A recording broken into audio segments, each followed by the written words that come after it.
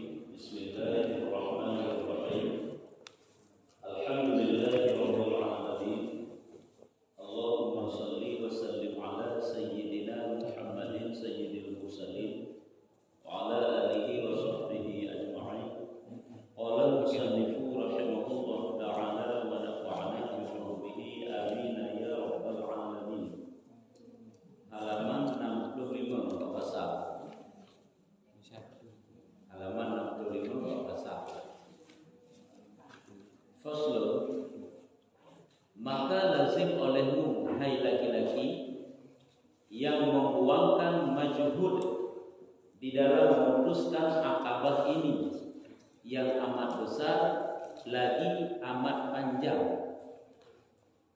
Nah, maka lazimkan olehmu, hai laki-laki, yang membuangkan majhud di dalam memutuskan akabah ini yang amat besar lagi amat panjang.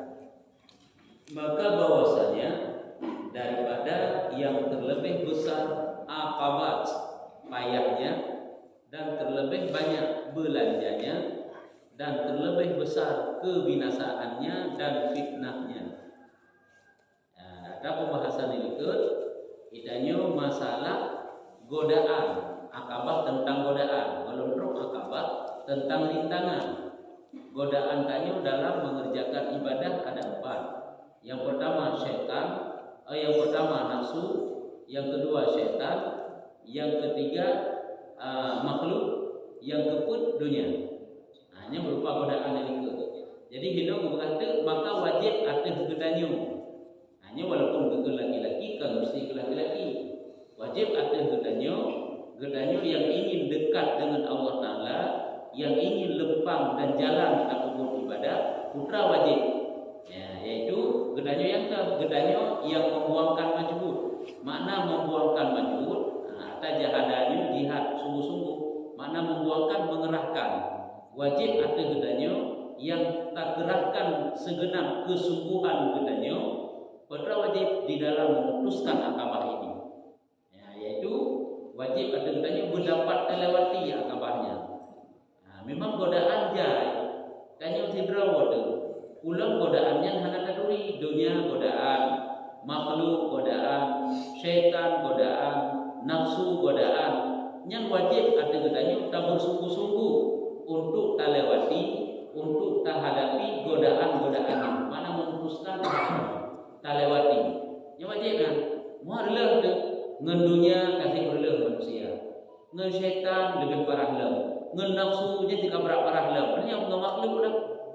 Hanya kekenaraan adalah gedanyo. Hanya wajib atas gedanyo, yaitu mengerahkan segenap kemampuan gedanyo untuk gedanyo putuskan, gedanyo lewati, gedanyo hadapi akabah yang besar. Hanya tantangan paling raya dalam kehidupan gedanyo dalam berbuat ibadah. Lagi amat panjang. Trik masa ibadah hadapi. Sahabat biji, di saat kalau di satu sisi ijazah sisi lain, lagi godaan lebih. Lalu di sisi ijarah lain ibajarah tanya berlah, ibajarah tanya berbinasa. Maka bahwasanya yang lebih besar akabah payahnya. Maka pun macamnya adalah rintangan ataupun godaan-godaan yang paling raya, yang paling payah dan terlebih banyak belanjanya. Belanjanya lagi masalah tentang urusan dunia. Ada juga sangat besar, artinya pada menginfak semua harta yang lebih, ada menyebab payah dan terlebih banyak belanjanya. Lagi masalah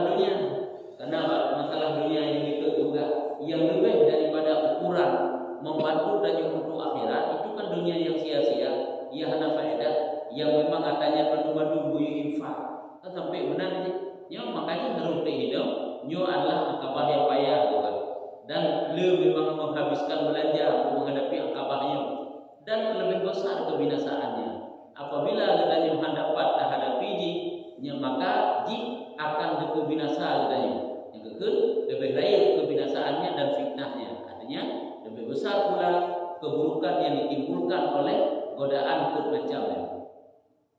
Pulang katanya hanya mentadui pindah godaan, tapi kan hanya musuh saja. Padahal yang musuh lupa raya. Maka bahwasanya orang yang binasa daripada makhluk sekaliannya saja diputuskan mereka itu daripada jalan yang sebenarnya. Ke manusia-manusia yang ruh dalam golongan urung-urung yang binasa adalah dekatnya yang hadapi salah hadapi tantangan ataupun godaan yang pun macamnya. Sebabnya atau makhluk atau setan atau nafsu. Kebenaran lagu dayo kan? Nyo makhluknya, lagi dengan kedanya, makhluknya anak nyo berumah dayo. Lalu berlagu dayo ngani itu, nyo berumah dayo. Tapi dayo, urian membantu dayo, walaupun kita membantu dayo Quran. Kadang-kadang mereka itu menjadi penghalang tanya Quran kepada Allah Taala. Nah yang lainnya, dan saja telah kami sebutkan di dalam beberapa kitab kami, yaitu Kitabul Asrar dan Ihya dan Kitab Qurbah, dan barang yang membangkitkan atas bersungguh-sungguh dengan demikian itu. Jadi dalam kitab lain juga nalur pegah dengan gelak Imam Ghazali dalam Kitabul Asrar, segala rahasia-rahasia, dan Ihya Ulumuddin, dan kitab yang namanya Kitab Qurbah. Juga perkara-perkara yang dapat membangkitkan katanya sehingga kita dapat melawan rintangan yang bermacamnya. Cuma dalam kitabnya, dan maksud kami kitab ini kami mohon akan Allah, makna mohonnya mohon akan Allah Taala bahwa dilihat akan kami akan asrar yang mengobatkan bagi nafsu. Jadi menyo kitabnya gebudah sekedar sagai ke wujud ke pelajaran, wujud ke yang menjadi godaan, dan bagaimana cara hadapi cuma sekedar saja. Karena kitabnya jadi ke kita ringkas ya. Ini kalau kita yang panjang Minhajul Abidin makanya hanya panjang tak gebegat. Ukuran berita sebagai rahasia dibalik daripada godaan-godaan tersebut kabeh katuk dadepu saja. Yang godaan dalam kehidupan kita tanya berbuat ibadah. Nah saya kasih dan bahwa membaikkan daku dan membaikkan bagiku, maka aku simpankan pada kitab ini atas beberapa faedah. Makna membaikkan daku dan membaikkan bagiku, etnan yang bertelur sedikit untuk membuka kitabnya. Sekedar saja. Ukuran taduri yang menjadi godaan-godaan, serta sekedar bagaimana cara hadapi godaan tersebut satu persatu.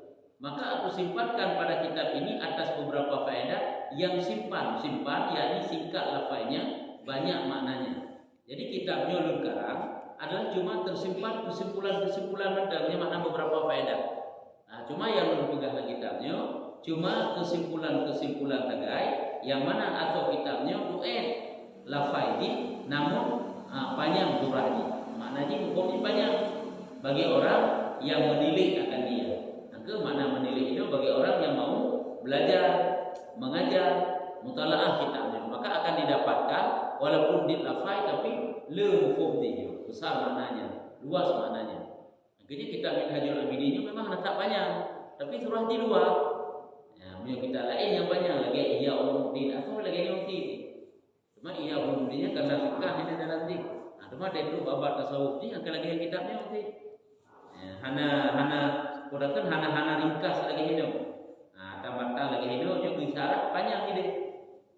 Dan menunjukkan atasnya nyata pada jalannya insyaallah. Ukuran yang akan petunjuk kepadanya jelas jalan yang dari hukum aja. Enak saja hana panjangkan. Dan pasal ini tertentu dengan beberapa faedah pada mu'alajah. Makna mu'alajah mengobati hati, mu'alajah bahasa Arab.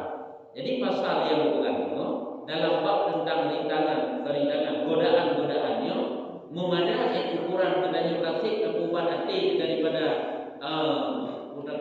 godaan-godaan kemudian enang saja hana payang tak penegak dan berlawanan dan berlawan dengan dunia, makhluk, syaitan dan nafsu. Jadi hino cuma berpegang faedah-faedah ataupun kesimpulan-kesimpulan bagaimana gedayu lawannya makhluk, syaitan dan nafsu. Dan tadi nyohoku bukan. Adapun dunia hanya kedua tahu-tahu. Saya berikut juga ada pahami dunia kan dunianya sesuatu yang hanya berfaedah untuk akhirat itu namanya dunia. Cuma dunia yang halal, dunia yang haram. Yang haram yang hanya jadi dosa dan hanya faedah kepada akhirat yang haram. Sia-sia yang haram. Cuma dunia faedah untuk akhirat hanya adalah jalan untuk menuju akhirat. Itu bukan dunia semata hanya karena faedah kamu bantu untuk akhirat. Maka sebenarnya ada pun dunia. Apabila yang jadi godaan itu dunia, maka bagaimana cara kita hadapi? Perkara yang nak berfaedah untuk akhirat dan dunia itu. Ucapan tanya, perbuatan tanya, harta benda tanya, kemudian urusan dunia. Maka bahwasanya sebenarnya bagimu bahwa engkau peliharakan dia dan engkau zuhud padanya. Apabila perkara itu perkara dunia yang dapat menjadi godaan kepadanya, maka cara hadapinya adalah dengan zuhud. Cara menghadapi dunianya adalah dengan zuhud. Dengan cara zuhud. Makna daripada zuhud kan benci hana mesti bengeh di dunia, kan benci. Hana hukuman hati. Hana hukuman hati ini juga dengan zuhud. Tentang urusan dunia hana hukuman hati. Kekayaan kok kaya akan hana pergi gitu hana masalah tak.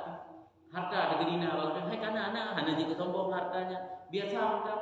Memang karena kata budukan kacau. Hana tak pakai, hana tak butuhkan. Agak hana, yang berarti tanya hana kuma ate gitu.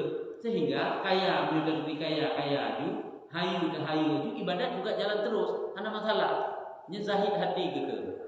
Kau berarti dia urung tuhuk dia bergasihin kau bukannya mana aja.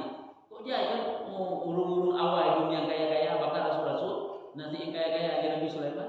Apakah Nabi Sulaiman yang hana zuhud? Nah, lagi sahabat-sahabat Rasulullah Abu Rahman bin Auf. Orangnya Sayyidina Abu Bakar, besokinya orang yang kaya, cukup kaya dunia, boleh harta. Tapi mereka itu zuhud. Zuhudnya kepada enam kumat hati di mana zuhudnya. Sehingga ibadat jalan terus. Jadi apabila itu perkara dunia, mana masalah saja. Apabila jika terhenti ibadah kita yang urusan dunia, kita tinggalkan dunia tersebut. Nyuguhkan dengan geyu zuhud, ini cara hadapi. Cara hadapi dunianya dengan zuhud. Ibarat zuhud enam kumat hati. Bukan tidak menikmati dunia, nikmati sekedar enak yang dia butuhkan. Memang kau perlu ada pakai, kau perlu ada jak, kau perlu ada baju, kau perlu kamu, apa salahnya? Tapi kumpuman hati yang mana? Yang benar. Karena bahwasanya pekerjaan itu tiada sunyi daripada tiga wajah. Karena urusan dunia tersebut hanya sunyi daripada tiga jalan. Tanya menghadapi urusan dunia. Nyo hana sunyi daripada tiga cara, tiga jalan, tiga model, heboh model. Ada kalanya engkau itu daripada orang yang mempunyai mata hati dan cerdik. Apabila gedanya manusia yang dapat jauh memandang ke depan kepada akhirat. Makna jauh memandang ke depan adalah gedanya sangat fokus kepada akhirat. Dunia juga kita pakai sebagai sarana membantu akhirat. Akhirat itu jalan utama. Kiban cara berselamat dan tinggal. Kiban cara amalan berbela. Nya orang yang mempunyai hati dan cerdik. Maka memadalah bagimu bahwasanya dunia itu setru Allah Subhanahu wa taala. Jadi gedanya yang jauh memandang ke depan, yang sampai-sampai di dalam hati gedanya bahwa dunia itu adalah musuh Allah. Kalau dikatakan musuh berarti dianya itu menghalang-halangi gedanya dari jalan taat kepada Allah. Karena dianya itu musuh Allah. Hanya dunia, yang namanya dunia semuanya itu adalah musuh Allah. Ada karena salah satu daripada makhluk yang belum diciptakan oleh Allah Taala, ia hanya dipandang dengan pandangan rahmat itulah dunia. Kalau ngomong dunia adalah sesuatu yang hanya faedah untuk akhiratnya dunia itu. Cuma kalau ciptaannya Allah, harta, jabatan, pengaruh, barang pula yang kita pakai, yang kita makan, segala macam yang urusan dunia. Nya adalah makhluk yang tidak mendapat tilik rahmat Allah Ta'ala. Karena itu musuh Allah, dibenci oleh Allah. Kan kali juga, sekira dunianya huyung, apakah harta, apakah jabatan, pokoknya sekira huyung dunianya, sungguh kafirnya musabuk tegoi yang lebih Allah Taala dalam dunia. Dina huyung di huyung ukuran sabuk tegihan bulai jamu, tegihan bulai lala. Yang kebanyakan hang lebih itu musabuk tegoi. Tapi orang kiban di hayu terurusan dunia. Yang pertanda hana huyung Allah. Cuman tanya orang yang ilmu iman orangnya sangat terpengaruh dengan urusan dunia. Sehingga itanya penilaian katanya orangnya orang segi harta seolah-olah beliau yang cukup salah. Sayang Allah Taala tanilai lebih harta di Allah gaji. Raya lebih jabatan kita salah. Hanya sayang Allah kenapa penilaian tanya. Sebab ke masalah urusan dunia gejuk ketirarau oleh Allah Taala itu bukan tanda sayang Allah. Karena dunianya gejuk oleh Allah baik kepada orang yang sayang ataupun kepada musuh Allah sekalipun. Karena atas nama itu cuma ada gejuk oleh Allah Taala orang yang sayang, semoga hartanya dapat dipergunakan untuk membantu jalan ibadah. Gejuk oleh Allah Taala dunia orang kepada musuh-musuh Allah kan untuk membantu jalan ibadah, untuk istidrak begitu. Ya, kan berarti sayang Allah kan. Makanya sangat keliru apabila katanya memandang sayang Allah Ta'ala itu, cinta Allah Ta'ala kepada seseorang itu dengan pemudah segala urusan dunia. Ini kenara tak tahu. Nah, kenara tegak-tegak pandangan tadinya salah. Tapi boleh jadi li Allah Ta'ala karena sayang itu kepemudah. Tapi ini hanya kekurangan. Apa jetit kepemudah urusan dunia kepada musuh Allah. Urung yang ibadat hana ilmi, hana tabi tenggelam dalam dosa, tapi urusan dunia cukup lempang gitu. Nah, itu kata nilai itu berarti saya letak Allah Taala gini saya ke karena letak sayang Allah Taala kan kenapa? Ada kena salah satu daripada tanda Allah Taala sayang kepada seorang hamba yaitu sahalahu asbabat taqwa. Gepemudahlah Allah Taala ke jalan-jalan takwa. Kenapa? Keurusan dunia. Karena apa? Innallaha yu'ti dunya man yuhibba wa man ahabba wa man lam yuhibba. Bahwa sungguh dunia itu diberikan oleh Allah Ta'ala kepada baik orang yang ia cintai ataupun orang yang tidak ia cintai. Tapi punya orang yang digatai oleh Allah Ta'ala sahalahu asbabat taqwa. Gepemudah oleh Allah Ta'ala jalan-jalan takwa. Terus selalu dalam kebaikan. Walaupun digatai tidak. Ya, nyambat. Makanya hinugukah cara menghadapi dunia, kita cara menghadapi dunia baik mati. Olehnya punya orang yang cerdas dapat dipandang dunia itu musuh Allah ya. Yang menjadi yang menghalang-halang tanyo untuk sampai kepada taat ke Allah, untuk dapat sampai berzikir kepada Allah Taala, nyoku perkara dunia. Ini menjadi penghalang. Haji dengan makan dan urusan dunia dengan makan. Ketika terawih. Jadi dengan sebab makannya dunia. Cuma di saat kaji pergunakan kajit ke yang tukang bantu yang beribadah. Yang ke dunianya ada ke dunianya baik dibayang hari tidak dia. Baik dibayang hari bandung karena dunia yang halal tadi. Walaupun gegel dianya itu musuh Allah, menyudum yang dunia yang halal menjadi musuh Allah, menyo yang harum cik lebih halal. Nah, dan kekasih kamu dan yang meruntuhkan kamu. Nah, dunianya musuh Allah. Nyuduh kan bahwa orang yang punya mata hati dan orang yang cerdik, yang cerdas, deh bahwa dunianya musuh Allah. Sedang kaitannya kata cinta dunianya. Kan dehnya bahwa orang yang mempunyai mata hati, ya, gedanya tak cinta dunianya. Dan padahal dunianya meruntuhkan kamu, merusak hubungan danya dengan Allah Taala. Dan bahwasanya dunia juga yang membinasakan bagi akalmu. Ya, bermula akal itu harga. Kan karena urusan dunia juga rela katanya orangnya. Kurang akal katanya orang urusan dunia. Jadi yang merusak akal katanya juga orangnya adalah dunia. Bukan kita tidak membutuhkan urusan dunia untuk melangsungkan kehidupan, untuk membantu akhiratnya butuh. Tapi orangnya bak lalu urusan dunia hidup ya masalah. Nyojik rela bukan rela akal itu. Padahal nayung katanya menghargai katanya berakal. Tapi orangnya katanya rela burung tirara walaupun manusia itu punya ilmu, manusianya taat dilewatnya rela orang. Kan urusan dunia umuman, jabatan kah, harta kah, pakaian kah, kendaraan kah, macam-macam. Nah, kan kenara rela mudahnya orang. Nah, ini kata boleh. Jadi orang cerdas dapat melihat sejauhnya. Rela katanya urusan dunia. Jadi tanya tak jaga jarak dengan perkara dunianya. Ini kata apa? Nya orang yang dapat memandang perkara dunia. Dan ada kalanya engkau itu daripada orang yang mempunyai cita-cita dalam ibadat. Apabila katanya orang yang mempunyai cita-cita dalam ibadat, fokus kepada ibadat mata-mata, ibadat bagi Allah Subhanahu wa taala, dan di dalam ijtihad sungguh-sungguh, maka memadalah bahwasanya dunia itu telah sampailah daripada syukmonnya, yakni kelamnya.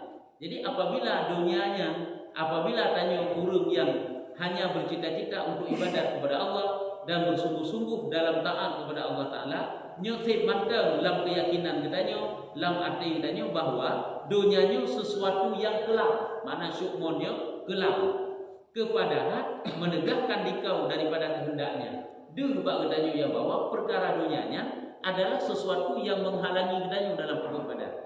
Menyertanya orang yang cerdas pikiran, ayat itu yang cerdas pikiran, yang punya pandangan mata hati jauh ke depan kepada alam akhirat, dunianya musuh Allah. Dan dunianya dapat merusakkan akal katanya bahkan. Menyertanya orang yang memang fokus hanya kepada ibadat, juga nampak dunia itu hanya semata-mata penghalang mental dalam hal ibadah katanya. Apabila katanya tak perlu kehendak daripada dunia, menegakkan akan dikau daripada kehendaknya. Dengan sebab katanya menuruti keinginan kehendak daripada dunia, maka tertegaklah katanya di dalam jalan taat kepada Allah dan membimbangkan dikau fikir padanya daripada ibadah. Ngan tak terfikir tentang urusan dunia, nyo kajet kelalau katanya sehingga hang lupa pokok ibadah. Nyo ngan terfikir tentang golong katanya berkecimpung dengan urusan dunia dan kebaikan, ibadat dan kebaikan, maka betapa diri dunia itu. Jadi but terfikir tentang urusan dunia nya kasih lalau tu. Urusan dunia golong dong, katanya memang kai pelalau urusan dunia. Nya penting lagi tira urung hana sapuna saja ke. Lagi urung cinta kepada dunia, agaknya tira urung hana sapuna dunia saja ke. Tapi cinta kepada dunia kah hana mesti hana? Boleh nah. Tapi seputan pada agaknya. Nah tira urung agaknya cinta kepada dunia tapi dumpu nah. Cinta kepada dunia sih. Nah harta, nah rumah, nah motor, nah jabatan, nah nyu, nah haji. Gaya hukuman ate mandu-mandu cinta kepada dunia. Nah tira urung seputan. Motor gahana, rumah gahana, urina gahana, bajai gahana, sapuna. Tapi mandum dengan hukum ate, jangan mandum lalau. Urung yang hana sapuna tapi lalau menjebak berfikir, urung yang oleh lalau berfikir, serta lalau membut tubuh lo. Iblalau dah urusan dia. Ini perasaannya yang menjadi penghalang. Jadi perlu juga menyuruh fokus kepada jalan taat, jalan akhirat, yang perasaannya dia pokoknya. Perasaan katanya memikirkan kepada dunia ataupun sibuk tubuh katanya buat urusan dunia, nyu mandum-mandumnya adalah sesuatu yang menegakkan daripada taat. Hanya dia. Ini ke bagi orang yang terfikir yang dia ini. Bagi orang yang terfikir hendak. Sehingga awak tanya sibuk dengan urusan dunia, tak anggap itu hal yang biasa, hal yang wajar. Pada adanya semakin hari semakin jauh. Semakin hari semakin jauh. Tak anggapnya biasa-biasa mantap. Yang kedua macam, ini cara hadapi dunia hadirnya. Menyertanya orang yang fokus dalam jalan ibadah, dunianya itu rintangan. Menyertanya orang yang jauh memandang, punya mata hati ke depan, dunia itu musuh Allah. Yang kedua-duanya baca tahu lagi. Kan boleh digabung.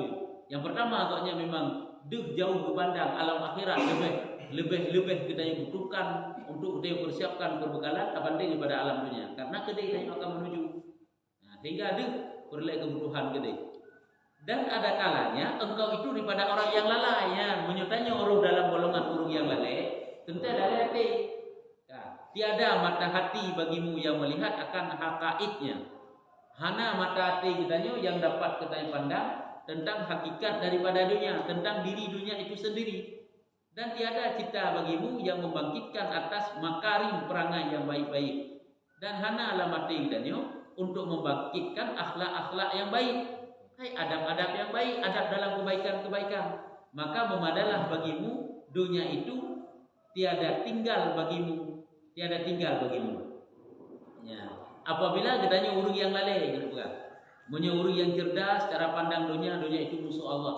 Punya orang yang fokus pada jalan ibadat, dunia itu penghalang beribadat.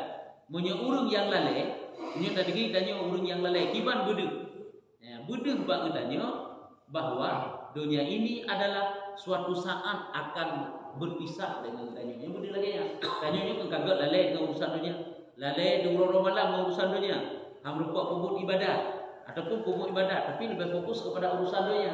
Yang benar, yang bahwa suatu saat kita akan meninggalkan yang namanya dunia tersebut. Nyok tiada tinggal bagimu.